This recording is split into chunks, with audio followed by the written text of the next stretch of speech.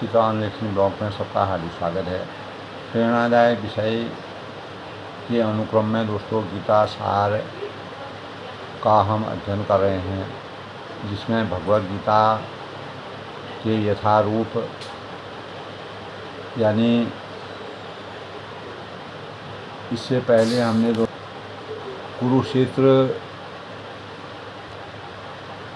के युद्ध स्थल में सैन्य निरीक्षण के दौरान भगवद गीता के रहस्य का वर्णन किया था। कौरव और पांडवों के बीच न्याय की परंपरा को हमेशा परिमार्जित रखने के लिए सत्य और न्याय और अन्याय के बीच की खाई को कैसे पाटा जा सकता है, कैसे उसके गति को समाप्त किया जा सकता है उसके बीच के।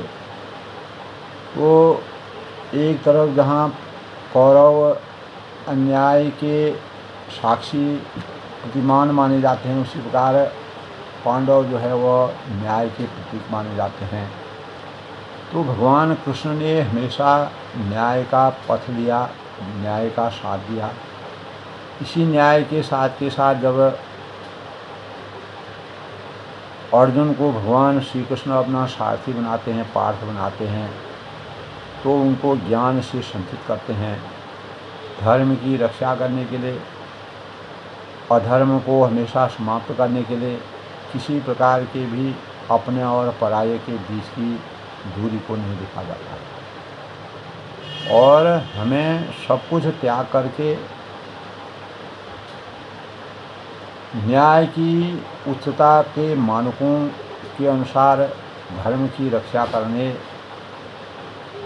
के लिए अर्जुन को प्रतिबद्ध किया कि क्षत्रिय कुल में जन्म लेने के परिणाम स्वरूप क्षत्रिय धर्म की जो नीति है, जो मर्यादा है, जो कर्तव्य निर्वहन है, उसके प्रति किस प्रकार से उन्होंने अर्जुन को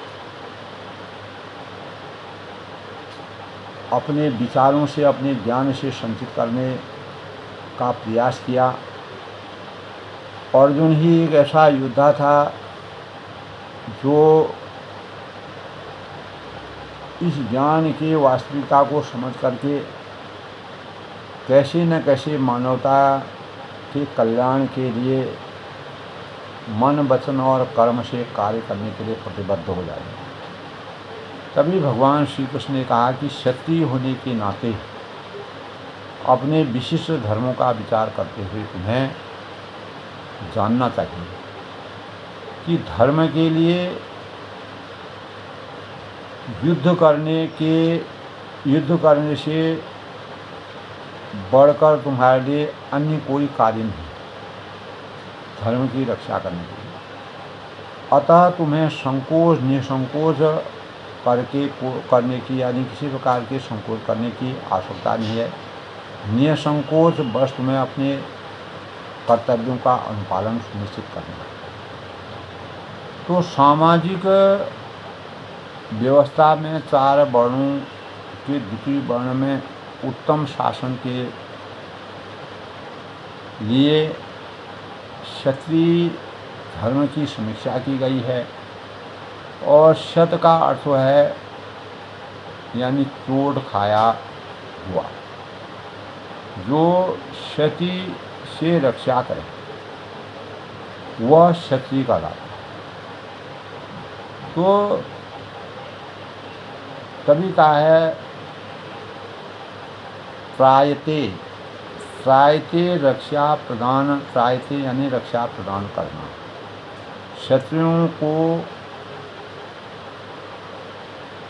यानी वन में आखेट करने का प्रशिक्षण, जो शिक्षा दी जाती है, जो प्रशिक्षण दिया जाता है, क्षत्रिय जंगल में जाकर शेर को ललकारता और उसके आमने सामने अपनी तलवार से लड़ता था।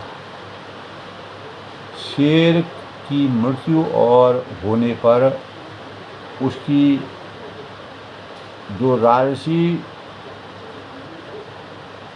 ढंग से जो अंत्येष्टि की जाती थी, आज भी दोस्तों जयपुर रियासतों के क्षत्रिय जो हैं राजा इस प्रथा का पालन करते हुए पाए गए। तो क्षत्रियों को विशेष रूप से ललकारने से तथा मारने की जो शिक्षा दी जाती है, क्योंकि कभी कभी धार्मिक हिंसा अनिवार्य होती है। धर्म की रक्षा के लिए हिंसा परमो धर्म न जान के, अहिंसा परमो धर्म न जान के हिंसा परमो धर्म माना गया। तो इसीलिए क्षत्रियों को सीधे संन्यास आश्रम ग्रहण करने का विधान नहीं। तो राजनीति में दोस्तों अहिंसा कूटनीति की चाल हो सकती है, किंतु यह कभी भी कारण या सिद्धांत नहीं रहा, क्योंकि धार्मिक संहिताओं में उल्लेख किया गया है कि युद्ध में विरोधी ईर्ष्यालु राजा से राज्य करते हुए मरने वाले राजा का क्षत्रिय को मृत्यु के अनंतर से ही उच्च लोक प्राप्त हो, जिसकी प्राप्ति यानी यज्ञाग्नि में सारे यानी मारे गए शत्रुओं की होती है। अतः धर्म के लिए भगवान श्री कृष्ण ने कहा कि धर्म के लिए युद्ध भूमि में वध करना तथा यांत्रिक अग्नि के लिए पशुओं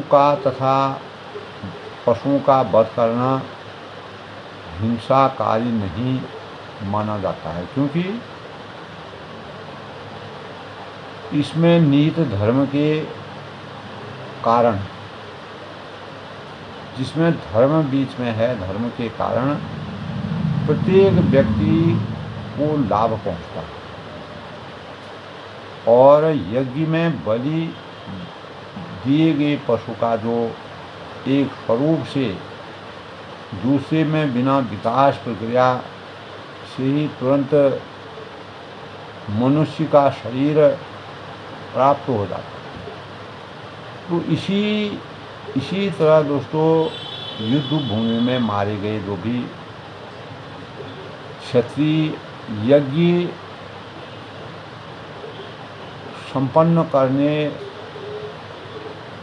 वाले ब्राह्मणों को प्राप्त होने वाले स्वर्गलोक में जाते हैं, ऐसा हमारे गीता के सार में बताया गया है। तो स्वधर्म दो प्रकार का होता है। जब तक मनुष्य मुक्त नहीं हो जाता है तब तक वह मुक्ति प्राप्त करने के लिए धर्म के अनुसार शरीर विशेष के कर्तव्य करने उसको होते हैं। तो जब यह मुक्त हो जाता है तो उसका विशेष जो कर्तव्य था स्वयं स्वधर्म आध्यात्मिक हो जाता है। और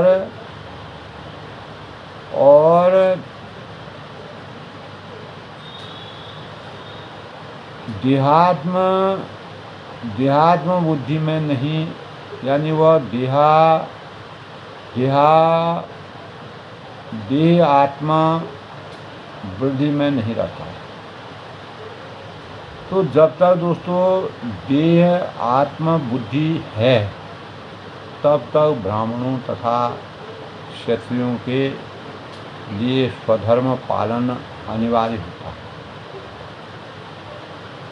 स्वधर्म का विधान भगवान द्वारा होता है और जिसका स्पष्टीकरण गीता के सार में किया गया है। शारीरिक स्तर पर स्वधर्म को वर्णाश्रम धर्म अथवा आध्यात्मिक बोध का प्रथम सोपान कहते हैं। तो वर्णाश्रम धर्म दोस्तों अर्थात प्राप्त शरीर के विशिष्ट गुणों पर आधारित स्वधर्म की अवस्था से मानवीय सभ्यता का शुभारंभ होता है। तो वर्णाश्रम धर्म के अनुसार किसी कार्य क्षेत्र में स्वधर्म का निर्वाह करने से जीवन के उच्चतर पद को प्राप्त किया जा सकता है। तो तभी भगवान श्री कृष्ण ने अर्जुन से कहा कि ये पार्थ, वे क्षत्रिय सुखी हैं जिन्हें ऐसे युद्ध के अवतार अपने आप प्राप्त हो, यानी स्वयं, और जिससे उसके लिए स्वर्गलोक के द्वार हमेशा खुल जाते हैं। अर्थात कहने का मतलब यह है कि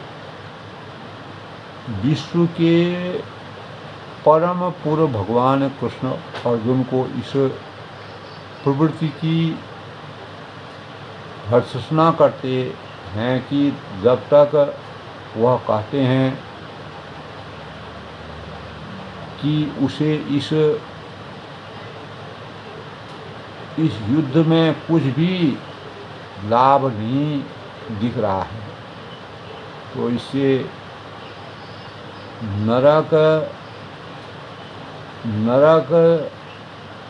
जब तक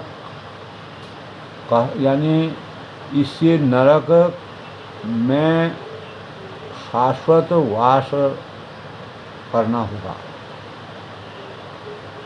तो अर्जुन के द्वारा इस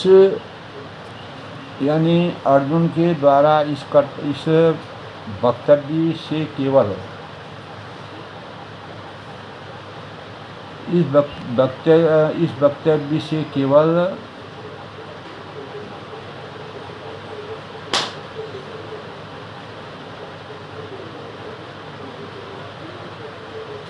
अज्ञात यानी अज्ञान जन्य माना गया है। तो वह अपने स्वधर्म के आचरण में अहिंसक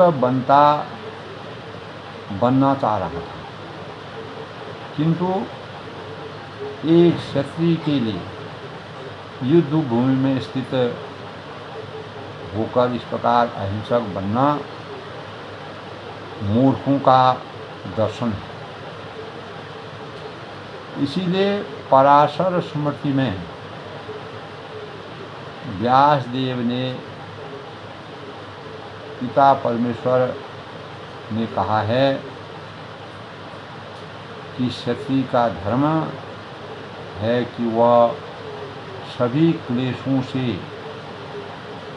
के नागरिकों को सभी क्लेशों से व्याप्त नागरिकों की रक्षा करें। इसीलिए उन्हें शांति और व्यवस्था बनाए रखने के लिए हिंसा करनी पड़ती है। अतः उसे शत्रु राजाओं के सैनिकों की जीत का धर्मपूर्वक संसार का राज्य करना निहाल जरूरी है। करना चाहिए।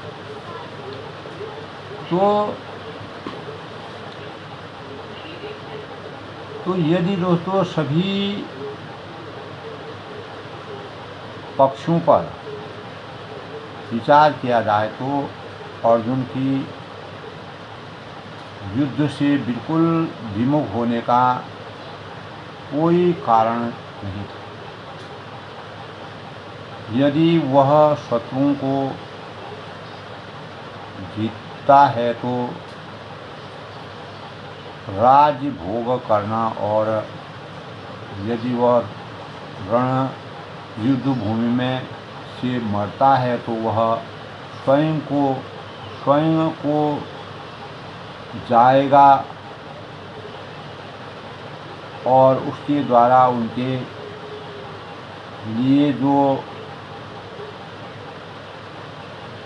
खुले हुए हैं तो सुख करने से उसे दोनों ही तरह से लाभ।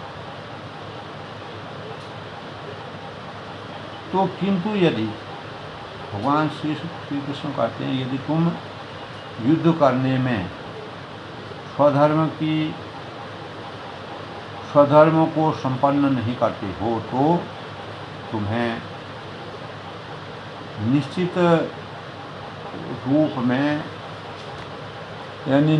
रूप में अपने कर्तव्य की उपेक्षा करने का पाप लगेगा, जिसको न मानना। और तुम योद्धा के रूप में भी अपना यश जो है अपना यज्ञ खो दोगे।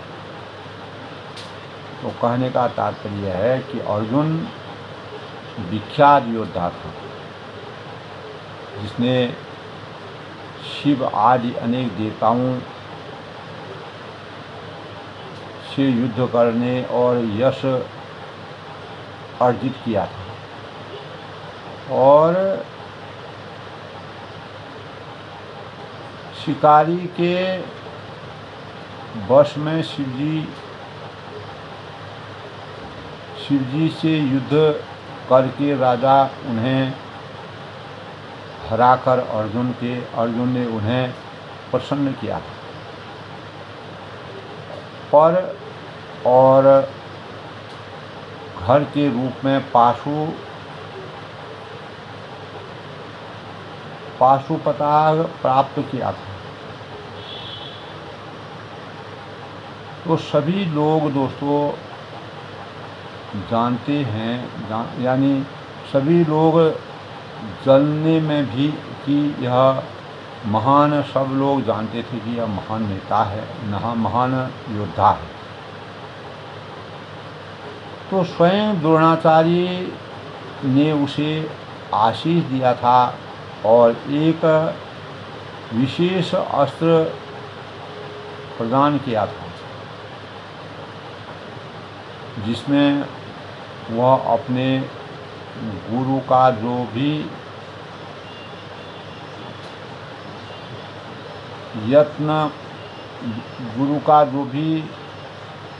गुरु का वध कर सकता था। तो हम दोस्तों इस प्रकार यह अपने परम पिता एवं स्वर्ग के राजा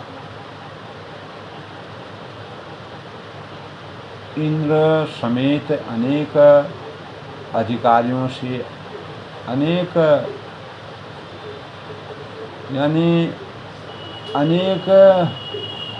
युद्धों के प्रमाण पत्र प्राप्त कर चुका है। किंतु यदि वह इस समय युद्ध का परित्याग करते हैं तो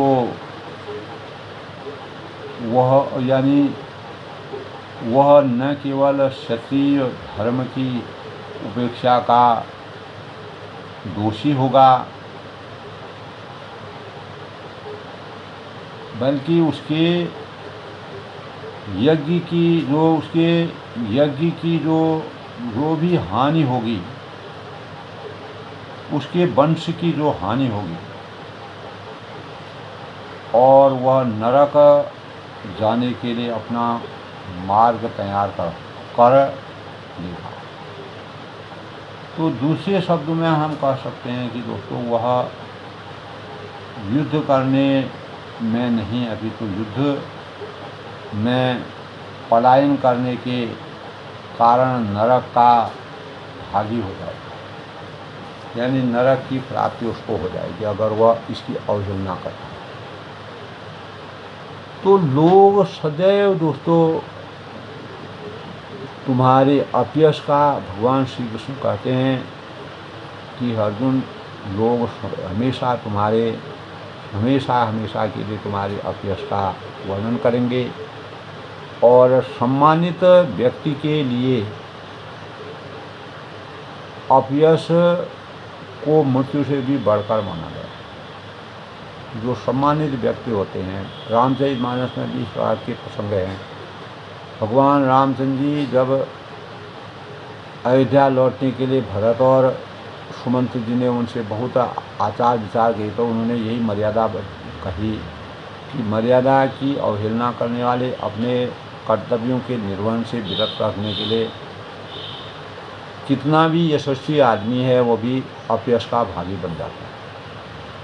तो जब अर्जुन के मित्र तथा शत्रु के रूप में भगवान कृष्ण अर्जुन को युद्ध के लिए विमुख न होने का अंतिम निर्णय लेते हैं, तो वे कहते हैं कि अर्जुन, यदि तुम युद्ध प्रारंभ होने से पहले ही पृष्ठभूमि छोड़ देते हो, युद्ध भूमि छोड़ देते हो, तो लोग तुम्हें कायर कहेंगे, डरपोक कहेंगे।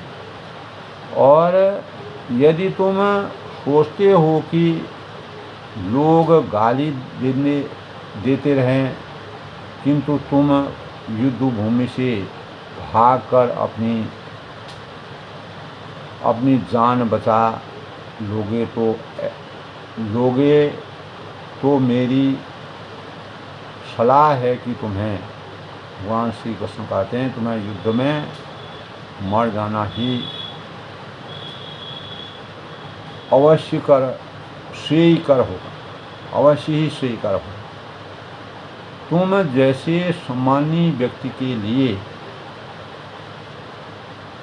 अब कीर्ति का हनन होना मृत्यु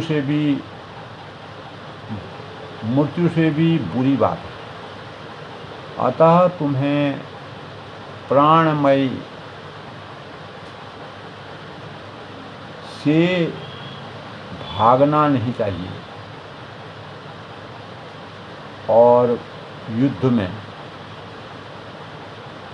मर जाना ही श्रेयकर होगा। इससे तुम मेरी मित्रता का दुरुपयोग करने तथा समाज में अपनी प्रतिष्ठा खोने के अपयश के भागी बन जाओ। अतः अर्जुन के लिए भगवान श्री कृष्ण का अंतिम निर्णय था कि वह संग्राम से पलायन न करें, अपितु युद्ध में मरे। तो जिन महान योद्धाओं ने तुम्हारे नाम तथा यश को सम्मान दिया है, माना है, वे सोचेंगे कि तुमने डर से सारी युद्ध भूमि छोड़ दी, सारी युद्ध भूमि से तुमने पलायन कर लिया और इस तरह से तुम्हें तुच्छ माने। तुम्हारा अपयश दिनों दिन घटता जाएगा, अपयश के भागी बनेगा। तो भगवान श्री कृष्ण ने गीता के सार में अर्जुन को अनेक बातों से क्षत्रिय धर्म की अभिव्यक्ति, क्षत्रिय धर्म की मानक और इस सांसारिक जीवन में यश अपयश मान सम्मान और पराकाष्ठा और उच्चता को कैसे हमें विराजित रखना चाहिए। परमात्मा द्वारा निहित कर्तव्यों के निर्वहन को परिपूर्ण करने के लिए मानवता के स्वरूप में भगवान श्री कृष्ण ने जिस प्रकार से अर्जुन को अपना पार्थ अपना सारथी बनाया था, लेकिन युद्ध भूमि से विरत होने के कारण अगर कोई महान यशवान व्यक्ति भी होता है, अगर वह अपने कर्तव्यों से विरत हो जाता है, कर्तव्यों का निर्वहन नहीं करता है, तो वह नरक का भागी होता है। नरक में भी उसको जगह नहीं मिलती है। और इस सांसारिक जीवन में जो हमारा इतिहास है, इतिहास में वह मनुष्य मात्र बंधु है, यही बड़ा वीर है। वही मनुष्य है कि जो मनुष्य के लिए मरे। तो मनुष्य क्षत्रिय धर्म में अर्जुन के पैदा होने के परमात्मा का जो स्वरूप अर्जुन की जो परीक्षा थी, उस परीक्षा में अर्जुन किस प्रकार से उत्तीर्ण होते हैं, उन्हीं उत्तीर्ण होने के लिए अर्जुन के परमार्थ के लिए, अर्जुन के जीवन को हमेशा के लिए इतिहास के पन्नों में दर्ज करने के लिए भगवान श्री कृष्ण ने गीता के सार के अनुसार कुरुक्षेत्र की लड़ाई में पांडव और कौरवों के बीच के युद्ध में अर्जुन की भूमिका की जो रचना की है वह अभूतपूर्व है। और अनेक विषय भोगों से दूरी बना करके, भौतिक सुखों से दूरी बना करके, और किसी प्रकार के डर, अपनी मृत्यु होने पर भी डर, आत्मा और परमात्मा, आत्मा और भौतिक शरीर के रहस्य को समझाया है। इसी से हमें मानव जीवन की वास्तविकता का पता चलता है। गीता का सार हमारे जीवन के लिए एक वरदान के स्वरूप है। इसीलिए अर्जुन के अंतःकरण में परमात्मा के प्रति अपार स्नेह के भावों का सृजन होता है। आज के प्रेरणादायक विषय में दोस्तों हमें यही प्रेरणा मिलती है कि हमें अपने कर्तव्यों के निर्वहन के लिए स्वयं